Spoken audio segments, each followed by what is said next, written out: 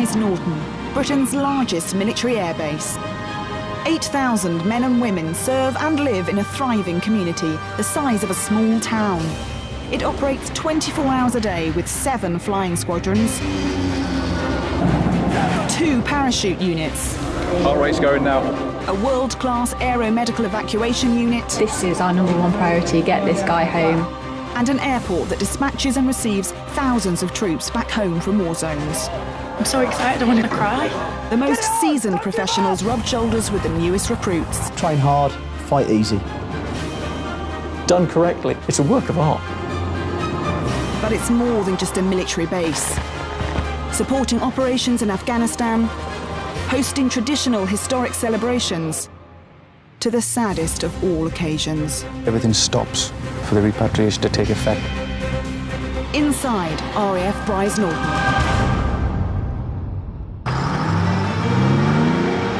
In this episode, emergency crews are scrambled as a Hercules landing gear fails. C-130 aircraft malfunction indicated on undercarriage. The UK reservists undergo gruelling parachute training for the front line. Not all will make the grade. Tight then! Stay tight all the way in! Squeeze the knee! And the local community prepares for a repatriation.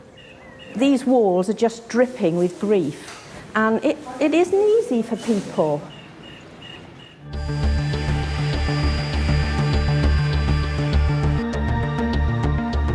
Brize Norton is home to around a sixth of the RAF's personnel. As the UK's main air link to Afghanistan, preparing for the front line is a constant priority.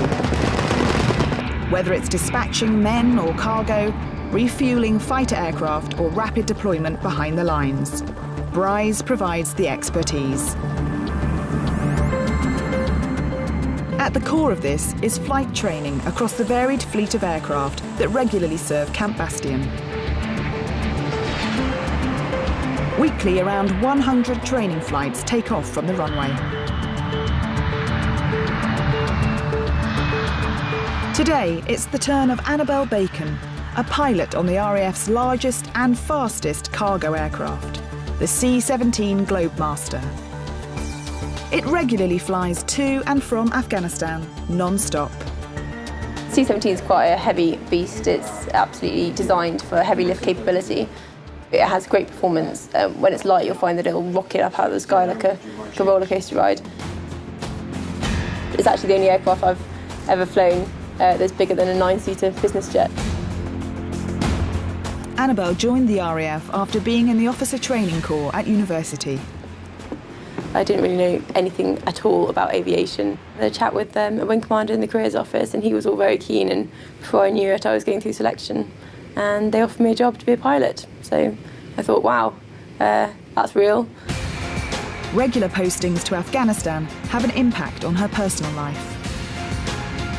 It's very difficult to go on a date with the same person more than once, because either they get bored or they meet someone else in the time you've been away, or they can't handle it, or I suppose they just don't like you enough. But yeah, it makes it hard, definitely.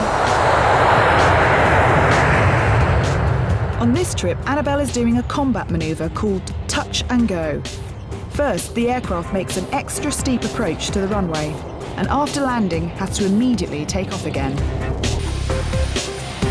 Manoeuvres like this are used at night in Afghanistan, both to limit the time aircraft are low in the sky and vulnerable to enemy fire, and to abort a landing should an emergency arise on the runway. The C-17 weighs 128 tonnes and is capable of descending at a rapid 20,000 feet a minute, 10 times faster than many other aircraft. I always get a bit more tense when it comes to landing the plane, because the very nature of ground versus aircraft means, you make sure you get it right. Landing and takeoff are the most challenging aspects of learning to fly. Annabelle is training with squadron leader Dave Blakemore. We're about 300 feet above the ground. The crew are already thinking about the attitude of the aircraft before the landing, and then how they're safely going to get airborne again. So 50 feet now, we'll apply the power. That arrests the rate of descent. The aircraft will touch down, they'll control the nose wheel, flaps will travel to the half position and then apply the power, ready to get the aircraft airborne again. And that's the power coming on now.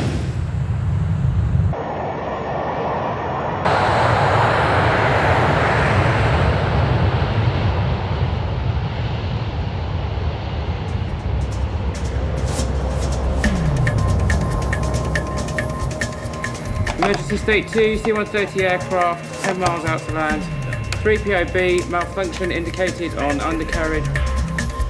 A nearby Hercules aircraft is in distress and has reported that its landing gear could collapse on touchdown.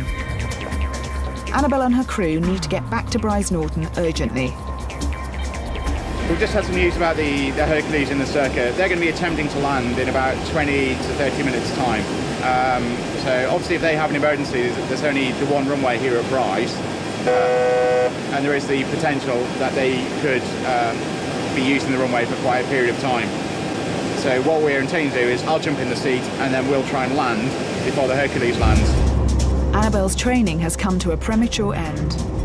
They'll be preparing for a crash landing. They'll have probably gone through their crash evacuation checklist. The ambulance will be standing by, there'll be fire engines standing by. They'll follow them down the runway as they land, just in case.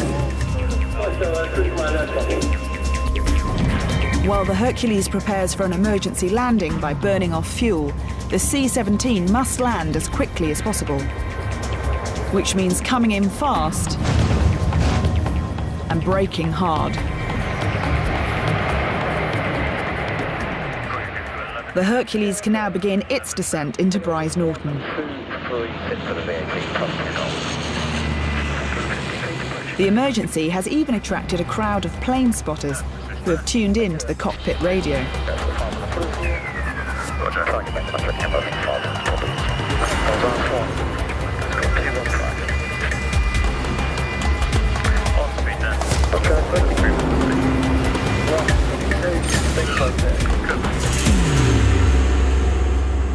Thankfully, on touchdown, the landing gear holds out and danger is averted. The emergency crews are stood down.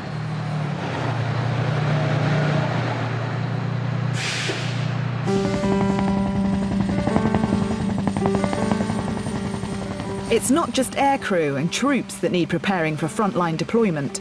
Training the office workers who sit behind a desk doing admin is also critical. Even established bases like Camp Bastion can fall under unexpected attack. Squadron leader Mal Craig, who works in the Air Transport Force HQ, will be posted to the coalition base of Kandahar in 4 weeks' time. The aircraft is the front of house, the main ticket item, which everybody sees. You know, it's a big, shiny, nice, sexy airplane. What they don't see is the fact that do we have enough baggage containers for it? Do we have enough towing arms? Is the jack in the right place? Do we have enough chocks for it? All those little bits go together to make the fact that the aircraft can go away on time and get the troops away in place. Mal will be leaving his family behind. His wife is a commercial cabin crew manager and his 2 children are off to boarding school. He's been in the business of moving aircraft for 23 years, but when it comes to protecting himself with a pistol, he's a novice. I come from a long line of farming family in Cumbria. I'm the only person in my family who's joined the military. In Afghanistan, Mal will never be apart from his regulation pistol. Sleeping with it on standby will be routine for the next 4 months. I'll be issued with a pistol.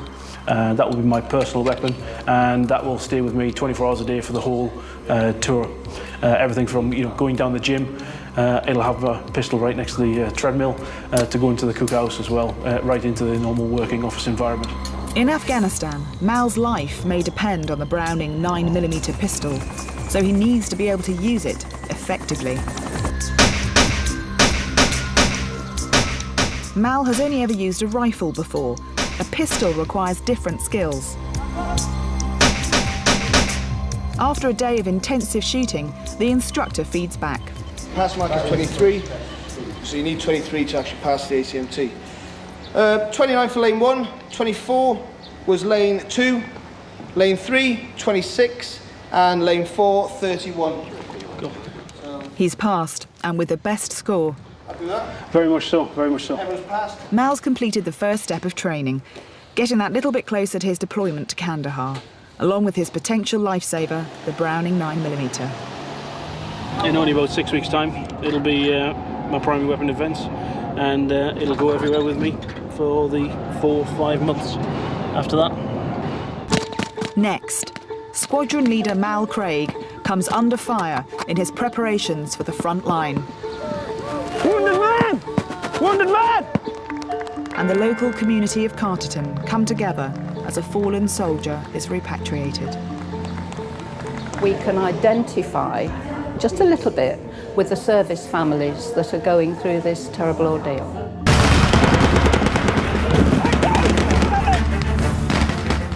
Training personnel for combat in hostile territories like Afghanistan is critical. Today, in a field near Brize Norton, Squadron Leader Mal Craig is undergoing hostile environment training for his upcoming deployment. My normal everyday job at my rank is working at a computer, working at a keyboard, working on the phones, planning, organising. Mal's exercise ends with a simulated attack on a compound. Training for violent scenarios like this is key for all military personnel in the field. It's very physical. It's very physical. I work in an office and it's exhausting, you know, I'm not used to wearing this equipment, but the lads out on the ground working in 40+ degrees of heat with the constant threat of mines or constant stress of potentially being attacked or shot at. And it really shows that, you know, that what a professional force we have in both the RAF regiment and in the infantry as well. Delta, are you all right? If you see me on the gate, then the war's going pretty bad. Mal will be living 24/7 in a desert camp in hostile territory. The final appointment for all personnel before deployment is a visit to the clothing stores on base.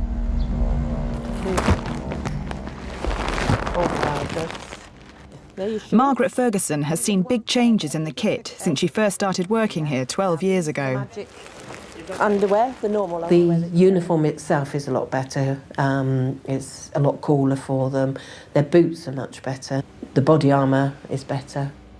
This would be the bulk area, which is the main bit, which is on top. It's got all your webbing and everything is attached to that. They have to put it together themselves.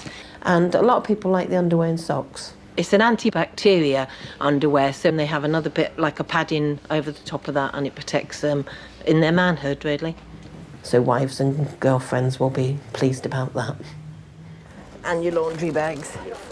At the moment, there's a shortage of the patrol bags. We're really busy at the moment with the operations going on in the Middle East and Afghanistan. I've given you gloves. Yes, we do have a lot of youngsters that are first tours. I know they're supposed to be grown lads, but you feel a little bit responsible for them because I've got children of my own, and some of them are round about my son's age. So I think with my son, I think of these people going out, and I wouldn't want him going out. That's your helmet. I do feel that I would like to give a motherly thing and make sure they know that I've given them all the equipment they need and we've made them as safe as we can. It's now Mal's turn to get kitted out. We're going to go a full kitting for you. Full kitting, please, yes. Kitting. We'll start with the clothing and that, and hopefully I've got the right sizes for you and you've been honest with me, okay? That's it. We'll ask them their waist size. If they tell us the fib, we usually go up a bit, and we're usually right 9 times out of 10. We've got a few that like the trousers to fit nice round the bum. As a 23-year veteran of the RAF, Mal's no stranger to working in war zones. The first time I went out, I was about 24, didn't know anything. I'm 43 now. I've been out to Iraq, half a dozen times, and now I'm off to Afghanistan, and this is the kit I'll be going with. I'm not doing any job particularly different to what I'm doing now. The difference is that you're going into a place where people don't like you, and you are a target. And I've been in places, on a previous tour, we took over 100 rockets in the tour. After an hour, Mal is completely kitted out. He's now fully equipped and ready to depart. So there's the kitting for a 6-month debt to Afghanistan. But it's not a cool place to be. It's to be honest, it's a place to be. You know, but it's the job that we joined up to do. You feel for them going out, you know, and you just hope that they come back again. But on the front line, there are always casualties of war. Most service personnel who are on operations overseas are repatriated via RAF Brize Norton, which took over the duty in September 2011 due to the closure of RAF Lynham. On a repatriation day, just before 1:30 p.m, all movement at Brize Norton stops, and the C-17 from Camp Bastion comes into land.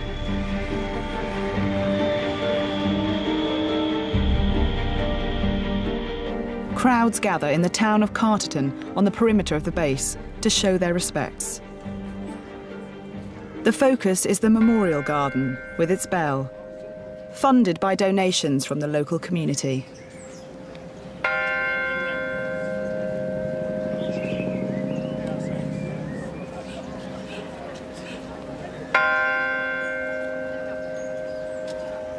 A young person, a citizen of our nation, who chose to wear the uniform of our nation, has lost his life.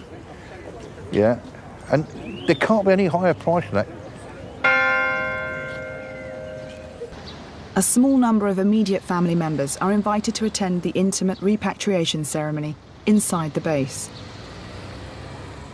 The community of Carterton has taken on the role of hosting the wider family of the bereaved, and volunteers, whenever necessary, transform the local sports pavilion into a support centre for these relatives and friends.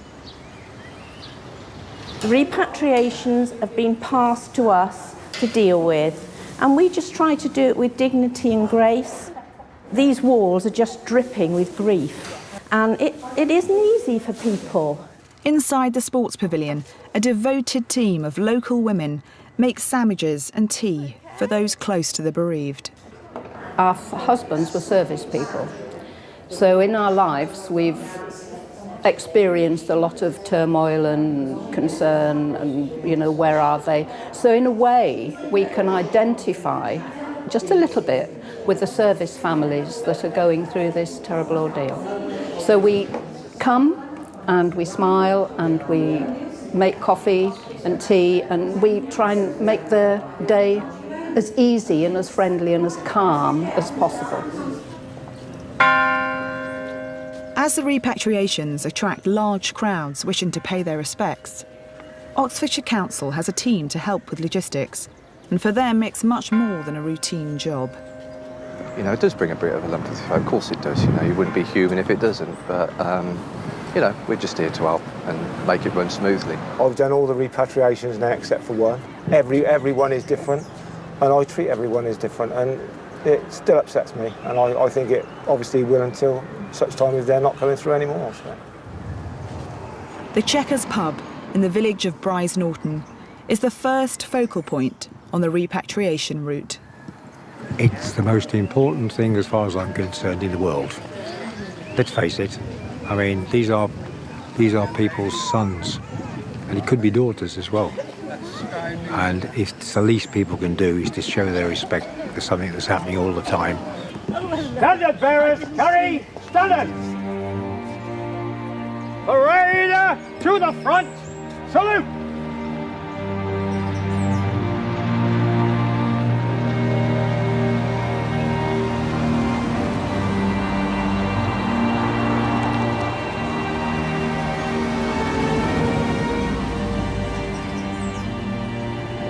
Three, stand out, eight. The cortege then moves from the village of Brize Norton to the adjacent town of Carterton, where the family, regiment and crowds of mourners are waiting. In the first year of operation, there were 46 repatriations in Brize Norton. It brings home that people do die in war, and we need to show respect to these soldiers who are coming back and giving their lives, and they're so young as well, a lot of them. And it's not good to see anybody upset or see any grief, but You know, if it gets a message home, possibly, that we don't want to do anything like this again, then so be it. I defy anybody to stand there and say that they don't feel something. You know, when you see the relatives, the families, when the coffin comes past, you know, I mean, they're all servicemen, they're giving their life for this country. I go home and I actually cry, so for me, it's quite an emotional experience. I have a real problem with yet another one of our young men not coming back home in one piece to his family. That is always, for all of us, we all feel, can I say, well, I will say, I think it's such a waste. From those who stand along this route, a statement that's sincere. They mark all that was given by the fallen who pass here. The colours they are proud to raise, to fight for and to die. They lower them, salute with pride, the fallen that pass by.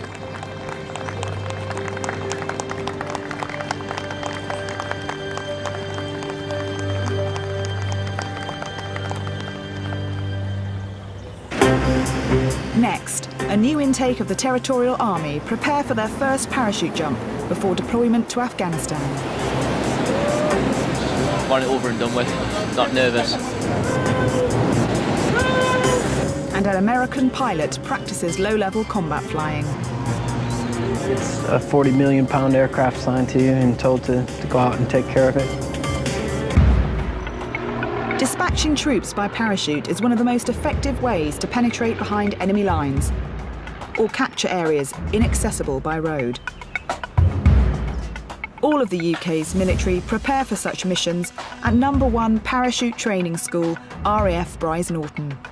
You don't have to put your helmets on just yet. Today's intake is 4 Para, a Territorial Army unit. That's it, lads, let's get these reserves off then, let's get these lads up into the flight swings. The Territorial Army is made up of civilian men and women, some as young as 18, who give their spare time to serve as fully trained soldiers, providing vital support to the Army. They are part of the UK's military reserve of 38,000 men and women, and they form more than a fifth of the overall manpower of the nation's forces. These soldiers are training for deployment to Afghanistan. Position, holding on to the front risers, elbows in, looking below us. One of the Army volunteers is 27-year-old Private James Sharp. After 2 years in the Territorial Army, he's given up his day job working in a coffee shop to live out his ambition to play his part on the front line.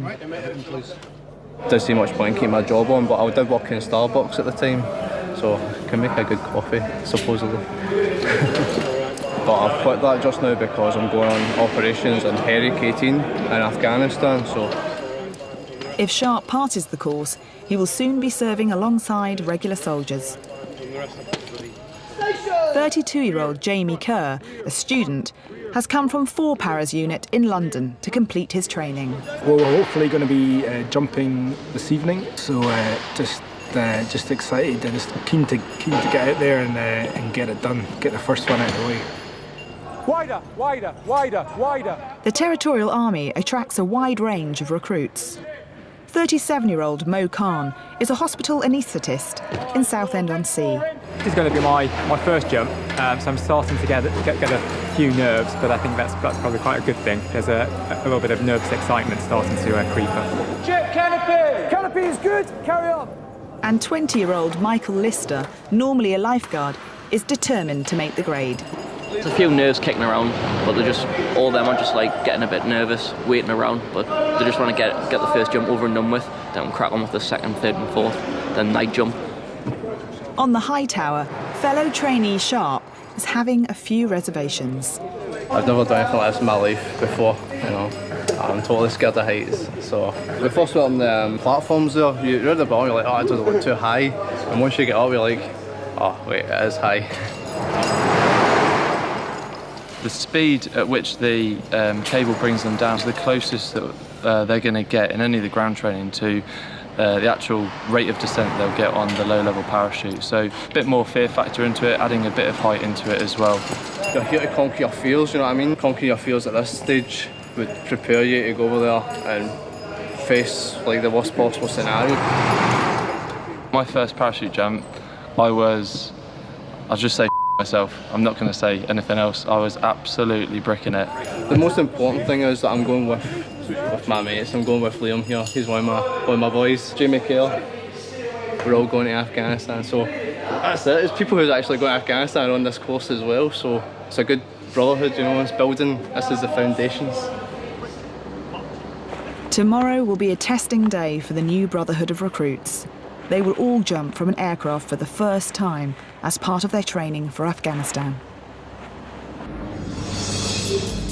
They will be jumping from a Hercules aircraft, the workhorse of the RAF.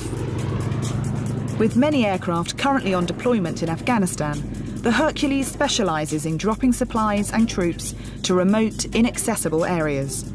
Training for these low-level combat missions takes place at Brize Norton. Hello, could I get some aircraft details, please? Thanks. Piloting today's exercise is Justin Tubiolo, here on a 3-year exchange programme from the USA. Justin is part of 24 Squadron. They fly Hercules transporter aircraft on missions and carry out airdrops. And it's here that he's picked up one of the great British traditions. I drink a little bit of tea now. I never drank tea or coffee really before. You have to have some warm tea once in a while. When it only gets up to 15 degrees all summer. Today, Justin is going on a low-level flying exercise in the Welsh Valleys to simulate the risks of flying in Afghanistan's mountainous terrain. Are you guys 211 Bravo? 210, 211?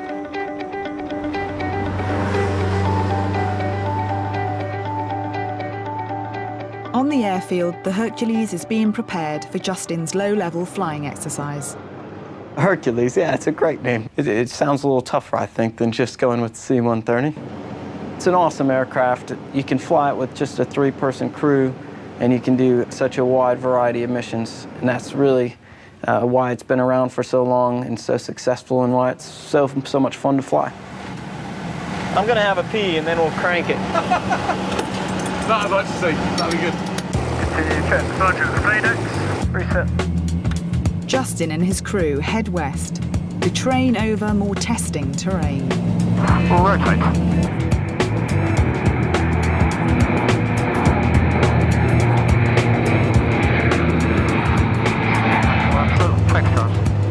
In a combat zone like Afghanistan, if you fly low between the mountains, you can use them as a shield from a rocket attack. If there's a big mountain between someone with a surface-to-air missile and us, then they can't see us. And if they can't see us, they can't shoot us.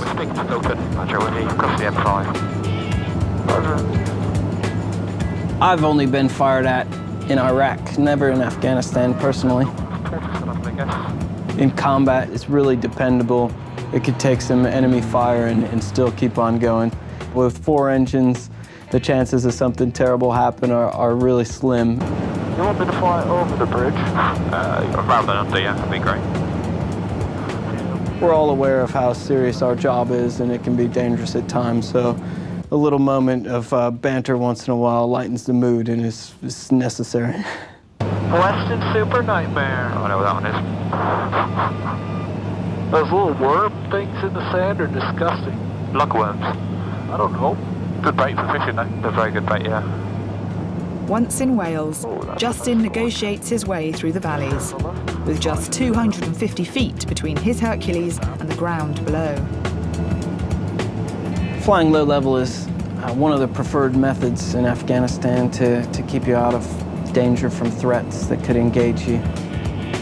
It's a lot more difficult flying low level, obviously, because you have to pay a lot more attention to hitting the ground, which will kill you quicker than anything else out there will. Got pylons going up 2 miles, quite low. Roger, holding height, they got 400 feet. Freeze at 12 o'clock. Roger, copy. Calculate fuel, thank you. Because we're down at low level, we can't use any autopilot, so we're physically handling the aircraft at 250 feet, often using up to 60 degrees angle of bank. So it's quite an aggressive way to handle such a large aircraft. Birds left low underneath us now. Oh yeah, clear. Feather set crossing the ridge line about 2 miles on the nose. inside. The exercise may be a dangerous manoeuvre, but the adrenaline kick is high. Yeah, Roger, turn the inside down. That's 6 rounds still power. I think flying is one of the greatest jobs in the world. As a captain, you get a 40 million pound aircraft assigned to you and told to go out and take care of it.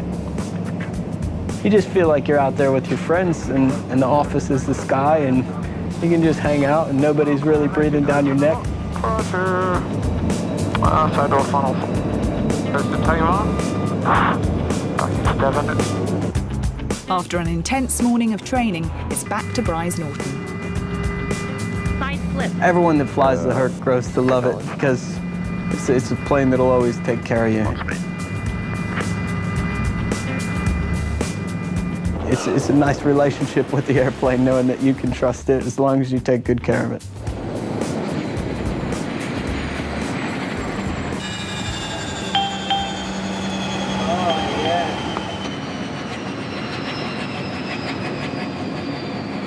The Hercules is also the aircraft of choice to dispatch troops via parachute into difficult territory.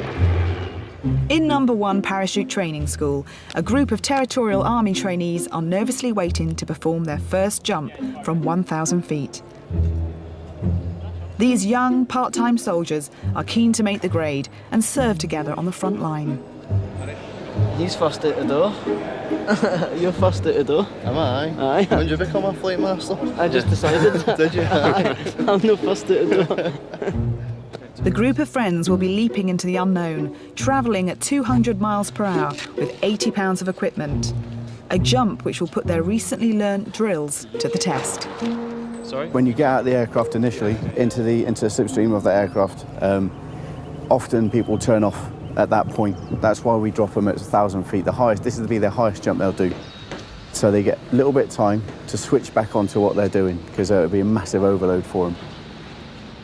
Injuries do happen, and paramedics are on standby at the nearby drop zone at Weston-on-the-Green. Its size and flatness are ideal for first-time parachutists, who may struggle to control their canopies. We work on a 2% per course injury basis, not necessarily a broken leg, but definitely injuries and dislocations and stuff like that. You think about how fast they're coming down, 19.5 feet per second. Yeah, it's a massive impact when they land on the ground. Back at Brize Norton, there's no going back for the Territorial Army trainees. Want it over and done with, not nervous. Yeah, good. Yeah, very excited. 6 minutes. It's 6 minutes.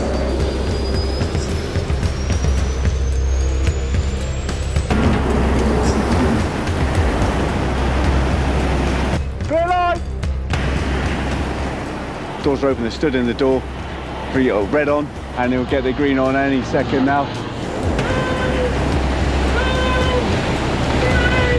And he'll be out, there he goes. So there's my first man. Rule number 1 is keeping your legs together. Let's get down, now to reduce his drift. Get tight then! Get your legs together! Stay tight all the way in! Squeeze the knees!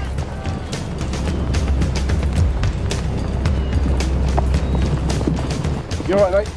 Yeah. Good. Khan makes the ground safely. It was good. Once you're in the air, I was quite calm up until you get into the aircraft doors. You feel the rush of the air, and then it really kicks in. The adrenaline starts pumping. Kerr is next to jump, followed by Sharp with his fear of heights.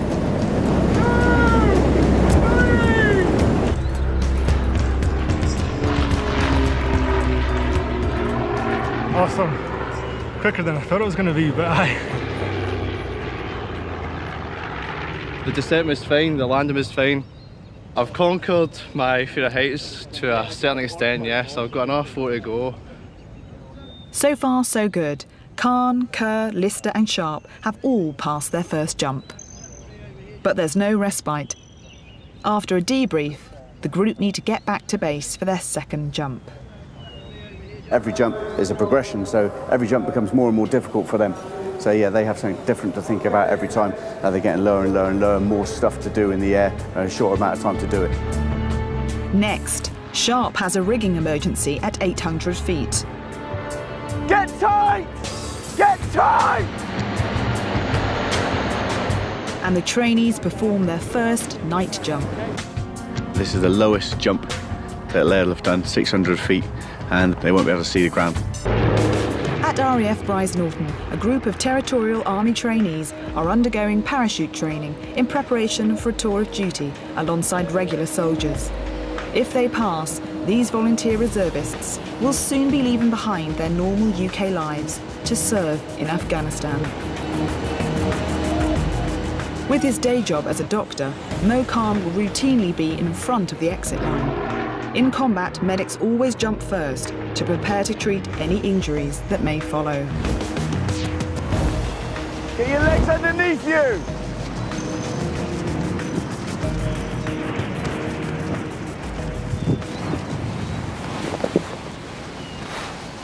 At the moment you landed, you put your feet apart, which you can't roll off of that. We need you alive anyway, sir, because you're the only one that can fix all the guys if they hurt themselves. So yeah, don't do that again. Yeah. Despite his bad landing, Khan passed jump 2. Next up, 21-year-old Michael Lister has steering problems, but manages to regain control in time for landing. How was that? Yeah, it was better than the first one, sir. How many handfuls did you get? I've got one. I couldn't get a good grip. Okay, so you failed that descent. Okay, but don't worry about it. Okay, keep your chin up. There's going to be loads of guys in the same situation as yourself. Okay, let's get a signature at the bottom there. Keep your head up, mate, and I'll have a chat with you when you get to the top. Felt really nervous. I was thinking, what am I doing up here? Just looks like I'll have to do an extra jump. I might have to stay here a bit longer than expected. Finally, it's the turn of Sharp, who's given up his job in a coffee shop to follow his dream of serving with his mates.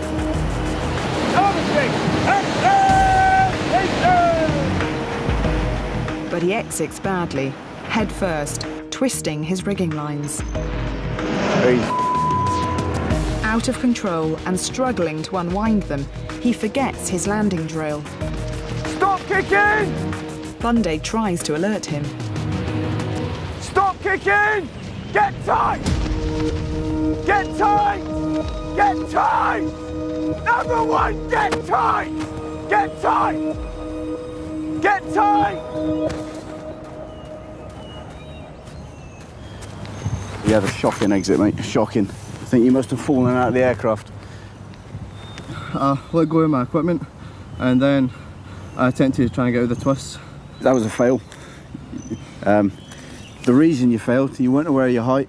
I shouted at you, and when you stopped kicking, that's how you landed. Cross-footed, man. No matter what happens, you've got to get tight. You're a lucky man. You're lucky that you got both your legs intact now. Had a bad exit.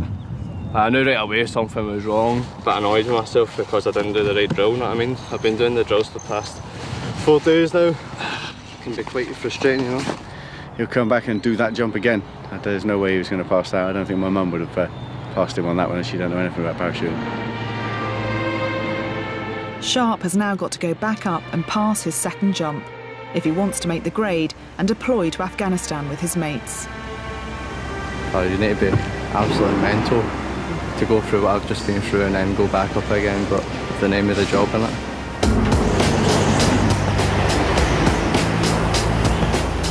But at the last moment, his nerves get the better of him, and Sharp decides not to jump. We've got a refusal, okay?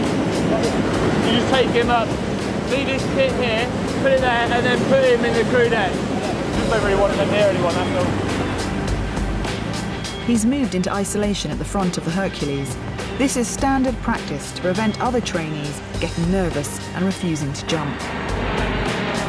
Sharp was number 3 in the first stick. Decided he didn't want to go again, poor bloke. It's not for everybody. There's a million people out there that would have had exactly the same reaction to him on having such a bad last descent, so you can't hold it against him.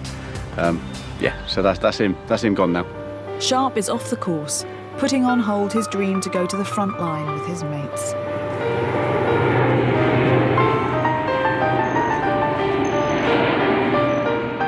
As night falls on RAF Brize Norton, the part-time soldiers all need to complete their crucial night jump from just 600 feet to get their wings.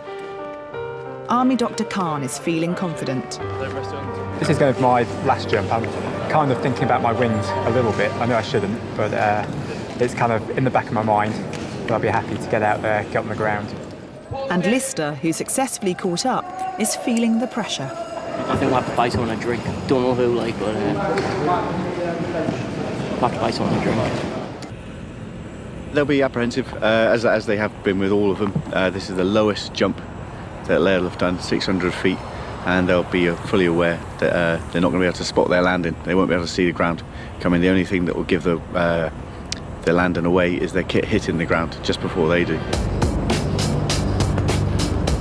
In a war zone, paratroopers will often make their descent under cover of darkness, so this jump is a vital part of their training.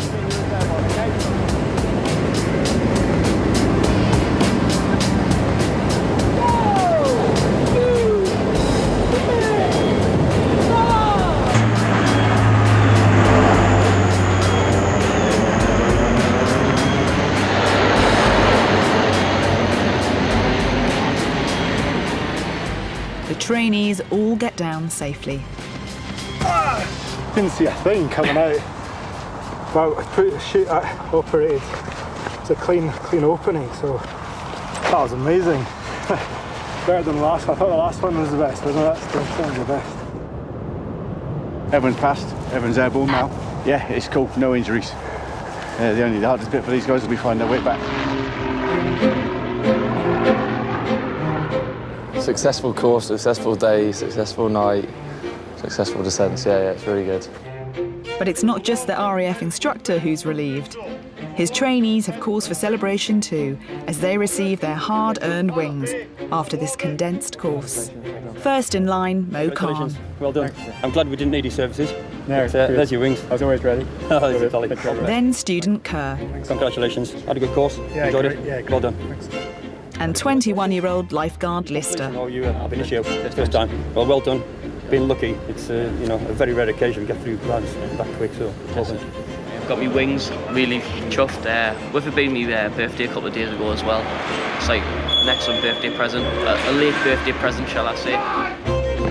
These part-time soldiers will now await their deployment to Afghanistan, including Sharp, who, although he failed his wings, has been allowed to go to Afghanistan in a force protection role.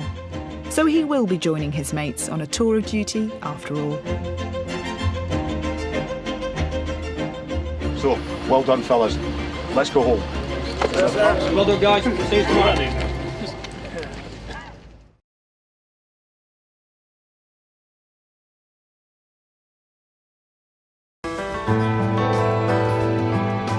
There's a suitably explosive ending to A Young Doctor's Notebook over on Sky Arts 1 HD next in the series finale, and that's followed by a behind-the-scenes special. Meanwhile, on Sky Living HD, things could be about to blow up for Dracula as it's time for his electricity display to shine, but his enemies have other plans.